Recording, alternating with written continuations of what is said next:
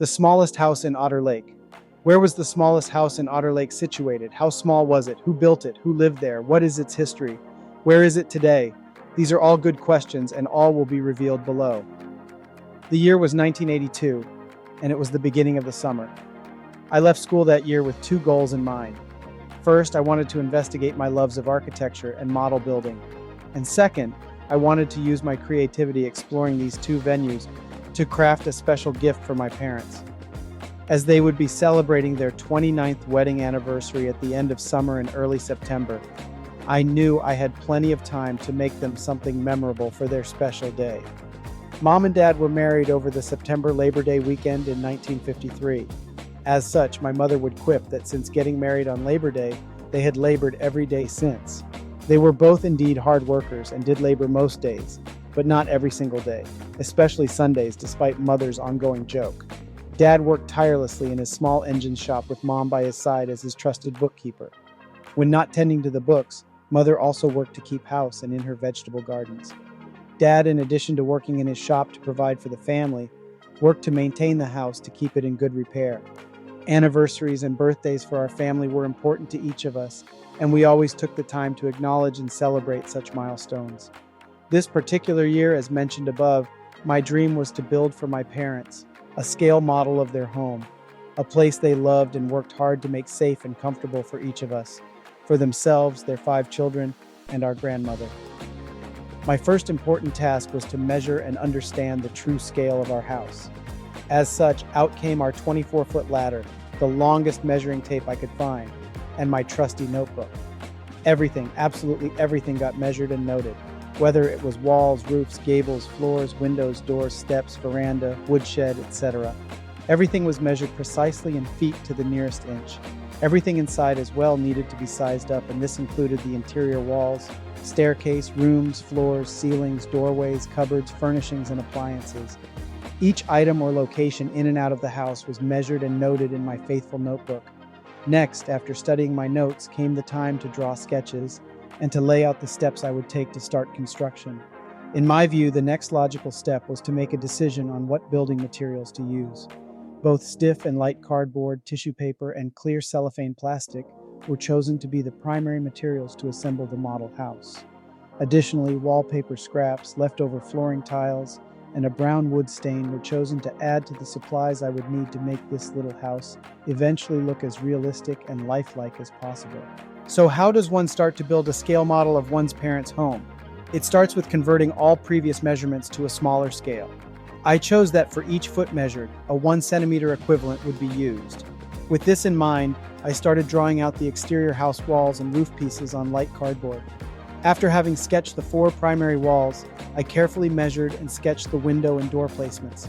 Using an X-Acto blade, I cut away rectangles of cardboard to form window and door openings. With the same type of cardboard, I fashioned decorative window frames and doors, and then glued plastic cellophane in place to act as window glass.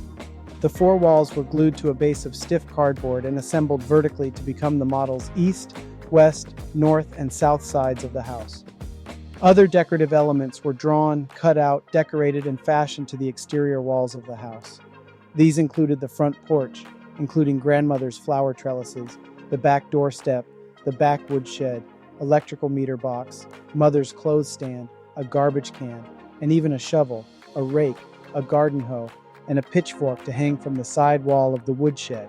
Before the roof pieces could be placed atop the walls and glued into place, all of the interior elements needed to be considered. Again, returning to my famous notebook and all those measurements, I sketched out the interior floors, ceiling, and wall pieces. Those got wallpapered, painted, or tiled. Completing these pieces enabled me to construct the downstairs interior rooms of the little house. Next, the process included the design and insertion of important items like the staircase and the kitchen cupboards. These were constructed of the same light cardboard, cut out, painted, fashioned, and glued into place.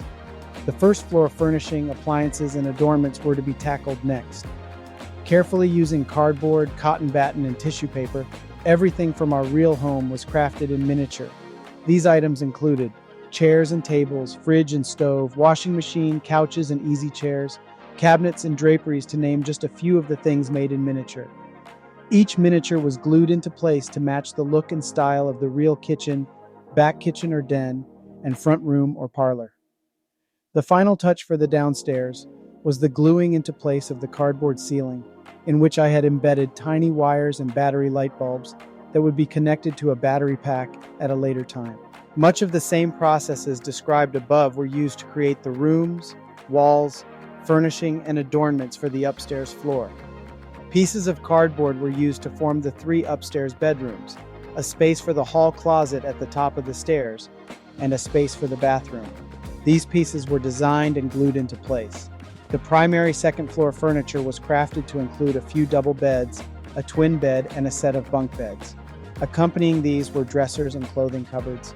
As well, tissue paper curtains were trimmed and hung in the tiny windows.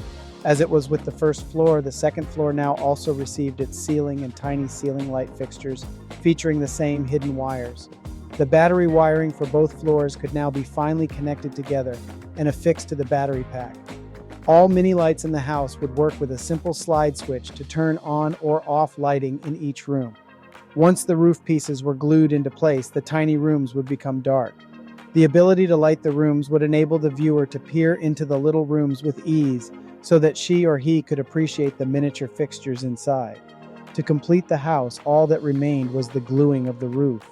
So on went the roof, its soffit trims, and the mock oil furnace chimney.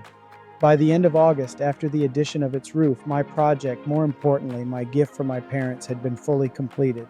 I wrapped it gently in colored tissue paper and hid it secretly at the top of our wardrobe cupboard upstairs in the boys' room until time for its presentation to Mom and Dad. After a celebration meal that we had prepared for our parents in honor of their anniversary on September 7th, I presented them with their gift. My father smiled with surprise and pride, and my mother wept tears. They kept this keepsake in their home and treasured it for many years. After both Mom and Dad had passed away, my brothers gave it back to me to keep as a family heirloom. Today, I have it proudly displayed in our home and do take it out of its glass case at Christmas time and do use it as one of my most cherished Christmas ornaments. I have added tiny battery Christmas lights around its roof and front veranda, giving it a festive look when lit. When I look at it, I ponder and remember fondly my parents, my siblings, our grandmother, and the wonderful times we had growing up in that house in Otter Lake, Quebec. In closing, dear reader, I am wondering if you are asking yourself if the smallest house in Otter Lake has plumbing and a bathroom. Well, though the big house did indeed have both indoor plumbing and an upstairs bathroom, the answer to your question is no. The smallest house in Otter Lake has no toilet. Lastly, who lived there? Possibly a ladybug or two, but unlikely.